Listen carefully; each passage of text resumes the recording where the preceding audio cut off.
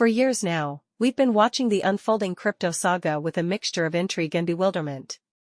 A revolutionary new asset class emerges, promising to upend traditional finance and put economic power back in the hands of the people. Fantastical amounts of money slosh around. Heroes and villains arise, marked by their garish excess. And through it all, a persistent sense that something profound, good or bad, is happening here. The recent spectacular collapse of Sam Bankman-Fried's FTX crypto empire brings this roiling saga to a head. Bankman-Fried's staggering rise and fall is almost mythic in its symbolism. The 32-year-old went from being the poster child of the crypto future to potentially facing decades behind bars for one of the biggest financial frauds in American history. He's been called the new Bernie Madoff, Charles Ponzi reincarnate. In the wake of FTX's implosion, many cried that Bankman-Fried's crimes were a regrettable outlier, unconnected to the fundamentals of cryptocurrency itself. The system had purged its worst demons, they claimed, and crypto could now go full steam ahead, mainstreaming the ideas around digital property and digital assets, as one prominent investor put it. But dismissing the FTX debacle as an isolated freak occurrence would be a grave mistake.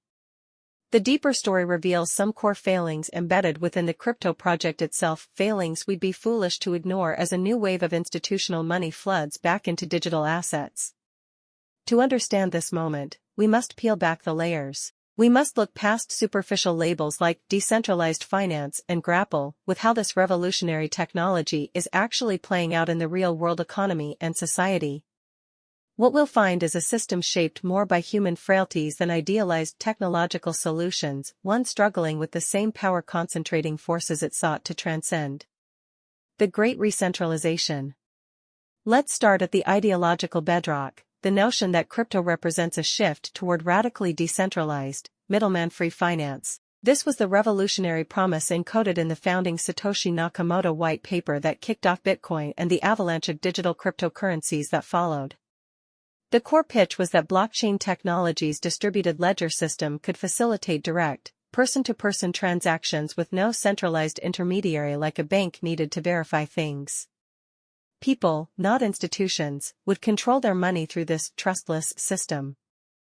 It was meant to democratize finance by eliminating concentrations of economic power. Yet over a decade later, this stirring vision of disintermediation is virtually unrecognizable. Rather than displacing the middlemen, crypto has simply birthed an entire new class of financial go-betweens, ones that are more inscrutable, unaccountable, and vulnerability-ridden than their predecessor traditional system. Peer-to-peer transactions are largely aspirational. Your average crypto investor today interfaces with digital assets through a handful of massively centralized exchanges and platforms like Binance, FTX, and Coinbase. These are the de facto bankers and brokers of the crypto economy, commanding outsized influence over trading activity and asset valuations. While not subject to mainstream regulation, these kingpin exchanges are no less centralized than long-standing Wall Street institutions. In fact, their governance standards have proven to be monumentally worse, as starkly demonstrated by the FTX meltdown. FTX was essentially a $40 billion hedge fund with virtually no internal controls, auditing, or oversight. The whims of its young founder reigned supreme in a permissive offshore jurisdiction. Similar concentrations of authority have defined other dominant exchanges and stablecoin providers who effectively comprise crypto's new financial iron core. Even as exchanges like Binance and Coinbase now pledge to get their houses in order and embrace regulation, the intrinsic properties of digital assets make durable decentralization extremely challenging. While blockchain technology in theory reduces the need for trusted intermediaries, in practice we've seen the demand for convenient gateways and custodial solutions inexorably brings about the rise of centralized choke points. The pseudonymous Bitcoin creators explicitly anticipated this likelihood in their 2008 manifesto, issuing a stark warning: the main benefits are lost if a trusted third party is still required to prevent double spending. Well over a decade later, the crypto world is just as concentrated and intermediated as the old finance model, undermining its founding purpose. This arc from decentralization to recentralization says less about the weaknesses of crypto's original ideals than the immovable realities of human behavior. People will always gravitate toward convenience. simplicity and assurances that their money is secure even if it means embracing new centralized authorities. Decentralization requires individuals to be exquisitely responsible for securing their own assets, a bridge too far for most. While Bitcoin is supposed to be this libertarian, be your own bank kind of thing, most people are pretty lazy, and are perfectly fine with buying some crypto and holding it on the exchange as if the exchange was a bank, Arthur Hayes insightfully observed of his BitMEX exchange before his own legal downfall. For all crypto's fancy trappings of disruption, we see the same human instincts asserting themselves as always, the craving for middlemen to handle the messiness of transactions and custody. Inevitable frictions arise between crypto's utopian promises and our very real human needs for simplicity and safeguarding. It's that gap that bad actors have repeatedly exploited. The rules are for thee, not for me. This brings us to another core tension haunting crypto, a deep-seated resistance to authority that has enabled rampant illicit behavior. Again, we must return to the movement's animating spirit. The invention of Bitcoin was a reaction against the system's failures during the Great Recession, the perception that rapacious financial institutions and negligent regulators triggered devastating economic consequences with impunity. Cryptocurrency presented an opportunity to circumvent those captured authorities and rebuild a fairer financial order. For a subset of crypto's anti-establishment vanguard, this adversarial stance calcified into outright hostility to any type of oversight. They treated regulatory bodies as forces of oppression, hindering the technology's radical liberating potential. Offshore safe havens sprang up to facilitate regulatory arbitrage. Industry leaders like Binance explicitly staked out an ethos of being a pirate ship, forever avoiding the jurisdictions of national governments. Combined with crypto's purposefully anonymized architecture, this flagrant unwillingness to respect the rulebook made digital assets a welcoming haven for bad actors. Over $20 billion has been lost to crypto fraud since 2012. Illicit transactions like money laundering now account for over $20 billion annually as crypto has become the go-to vehicle for criminal enterprises. Even putting aside such brazen illegality, the entire system essentially operates as an unregulated shadow banking network, prone to runs, manipulation and pervasive conflicts of interest. FTX illustrated these systemic risks in spades, with Bankman-Fried's empire striking increasingly Byzantine-side deals and self-interested lending practices evocative of the subprime mortgage crisis. If traditional finance sees that you can just make up financial assets, they are going to get in on that, warned Hillary Allen, an expert who served on the U.S. Financial Crisis Inquiry Commission. Crypto's philosophical resistance to authority opened the door to the very abuses its creators professed to abhor. This fight against oversight reflects crypto's roots opposing the centralized Big Brother powers of traditional finance.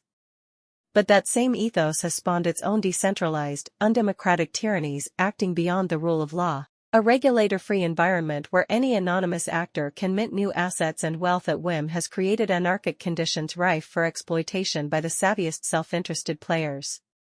It's a recipe for the very sort of systemic pillaging and accumulation of centralized power crypto was intended to defuse. The illusion of value.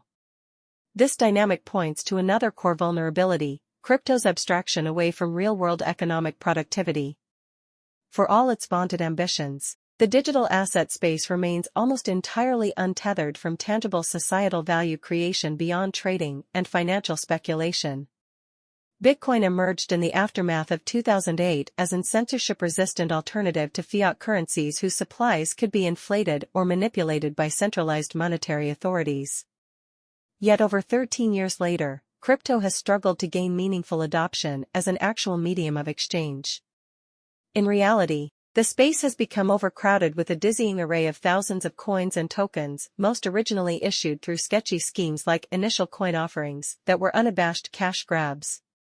For instance, nearly a quarter of new tokens launched in 2022 were outright scams, per one analysis. These were largely projects creating tokens disconnected from any underlying productivity, just crowds gambling on future adoption and price speculation. It was a digital recreation of the same rent-seeking financial capitalism crypto evangelists had initially railed against. The rise of stablecoins like Tether compounded crypto's departure from firm economic ground. These tokens were supposed to be tied 1:1 to traditional assets, like the US dollar. Yet it became apparent that stablecoin issuers were engaged in dangerously under-collateralized fractional reserve practices akin to the much-maligned pre-crypto banking system. This detachment from the real economy entered a new frontier with the advent of memecoins like Dogecoin, cryptocurrencies whose values derived entirely from internet culture hype rather than any economic use case. Farcical as it may seem, the memecoin phenomenon demonstrated crypto's full transition into a realm of infinite asset creation untethered to actual goods, services, or productive enterprise. Within this funhouse mirror of infinite money metaphors, it became possible for operators like FTX to conjure entire tokens out of thin air and leverage them into fictitious market valuations reaching into the tens of billions. FTT, the exchange token native to FTX's platform, achieved a $10 billion fully diluted market cap at one point, a number with no grounding in the actual utility provided. This kind of hollow value creation on a mass scale made the crypto markets incredibly combustible.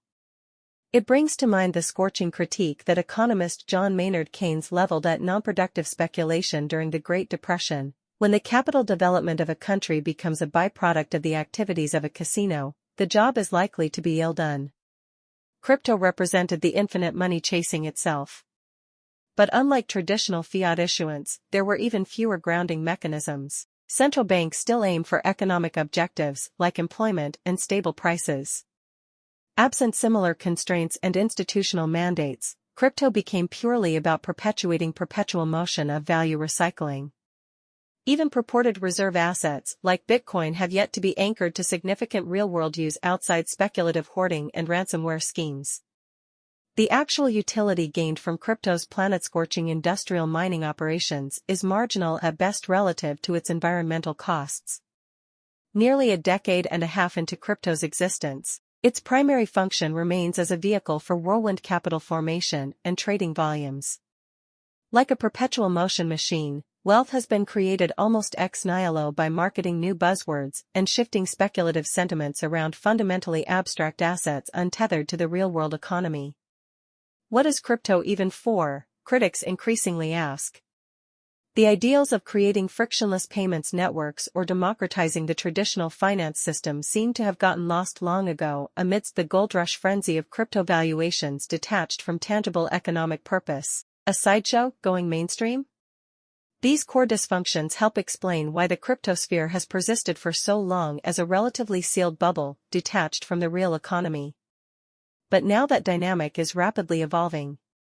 Institutional investors like BlackRock and Invesco have made splashy moves further mainstreaming crypto into the traditional financial system. The first Bitcoin ETFs were greenlit in 2022, rolling out crypto into widely accessible regulated investment products. Crypto exchange valuations reached frothy heights, premised on capturing the coming tidal wave of money from institutional and retail investors. It was exactly this stampede of exuberant cash from establishment and retail investors alike that fueled the overinflated excess, culminating in the FTX catastrophe. Nearly every major Wall Street and Silicon Valley player provided Bankman-Fried's operation with credibility-boosting funding. Many have now been left holding the bag as FTX enters the Bahamian bankruptcy courts. So as cryptocurrencies go fully mainstream, the risks are scaling up accordingly. We could soon be looking at a redux of the same patterns that yielded the 2008 housing market meltdown, but this time involving a foundational asset class that's even more abstract, elusive to regulation and unbound to tangible economic activity. The mad rise and fall of Bankman-Fried, crypto's darling wunderkind one moment, pariah villain the next, likely presages more such boom and bust cycles as the mainstream financial world greedily joins the party. Can we avert another crisis? To be sure, despite crypto's troubled history, writing off the entire sector's future potential as an innovative financial infrastructure may be premature. The technology is undoubtedly avant-garde and still lightly tapped. Perhaps some disruptive use cases will emerge that finally anchors cryptocurrencies to some intrinsic economic productivity beyond speculation. Blockchain tracking of supply chains, secure voting systems, advanced digital collectibles, futuristic applications abound. Maybe we'll even see experiments with truly decentralized, self-governing cryptocurrencies and automated finance that vindicate some crypto idealists' democratic ambitions, curtailing excessive concentrations of power. There are certainly many brilliant minds who remain unwavering evangelists for crypto's potential. One would be foolish to completely dismiss the convictions of those immersed closest in constructing this emerging digital frontier. But after over a decade of underwhelming actualized use cases relative to crypto's revolutionary billing, the burden of proof has never been higher to validate its societal worth, especially after witnessing the latest collapses of signature projects like Terra/Luna and Celsius in aftermath of FTX. The sector has so far produced too many easy riches for scammers, too much ecological carnage through profligate energy consumption, too many instability risks migrating into the mainstream finance system it aimed to disrupt, and too little in the way of resolving underlying human frailties around economic incentives, regulation and wealth accumulation it ostensibly sought to transcend. At best, crypto remains an immensely promising but not yet coherent vision, still very much in beta mode, with training wheels needed to navigate the inevitable speculative booms and busts. At worst, it's a grand social experiment gone nihilistically awry, an infinite digression into money abstractions that compound society's worst instincts. Either way, the time has come for a more sober, scrutinized integration of this innovation, one that learns harsh lessons from the excesses and outright fraud that defined crypto's first generational chapter. Only by confronting the gap between its idealized promise and harsh realities can we hope to safely harness crypto's potential benefits while averting more crises born of unbridled speculation and greed. The high-probability outcome seems an uneasy merger of crypto with the old traditional finance system it sought to make obsolete, still driven by familiar power dynamics, presided over by a new class of digital robber barons, and closely monitored by existing regulatory apparatus. Cryptocurrency started as a protest against too-big-to-fail banks and unaccountable authorities, yet may wind up being the very force perpetuating their existence. It's the very paradigm the original Bitcoin pioneers railed against. But some level of interlocking centralized oversight may now be a necessary evolution if crypto is to grow beyond niche applications and feverish hype cycles detached from real economic purpose. As evidenced by FTX, a stunning rebuke of crypto's anti-establishment roots and romantic ideals of decentralization and disintermediation, human nature tends to reassert itself eventually regardless of technological innovations.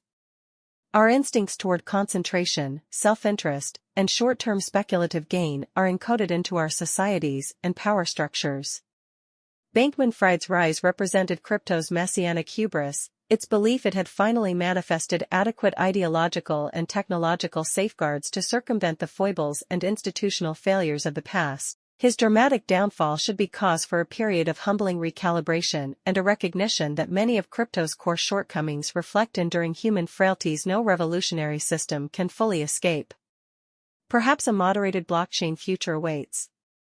One bridging decentralized technological efficiencies with necessary centralized guardrails, injecting accountability and economic purpose back into crypto's theoretical wonderland.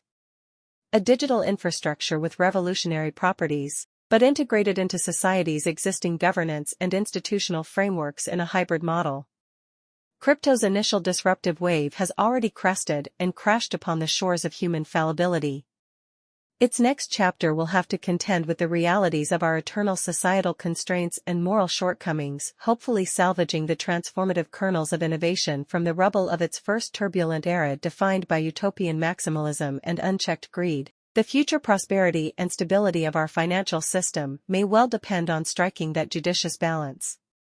For all its evangelists talk of decentralized self-sovereignty, crypto's lessons confirm our evolutionary path remains intertwined with the imperative of robust coordinated authorities and democratically legitimate institutions to channel technological progress towards societally productive ends.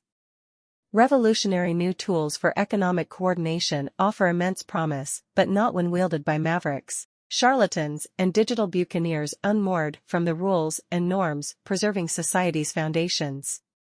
The insular echo chambers and cult-like reverence surrounding crypto figures like Bankman-Fried created an enabling environment ripe for fraud and delusion to metastasize. Too many stakeholders willfully suspended disbelief and deferred to the movement's insiders as they spun monetary alchemy and accounting black boxes. Charismatic leaders capable of dazzling with technobabble and maximalist ideological rhetoric about crypto's world-reshaping implications held powerful sway. They were the modern-day versions of medieval alchemists peddling get-rich-quick fantasies about turning lead into gold. With little transparency and few functional independent oversight bodies, it became easy for these crypto figureheads to amass rock star-like followings, deceiving stakeholders about the fundamentals of their enterprises. The movement's ethos of "don't trust, verify" proved naive when confronted with layer upon layer of obfuscation, complexity, and coded hand-waving. The guardrails and institutionalized skepticism of traditional sectors like academia, journalism, law enforcement and regulation never caught up quickly enough to counterbalance crypto's relentless hype machine.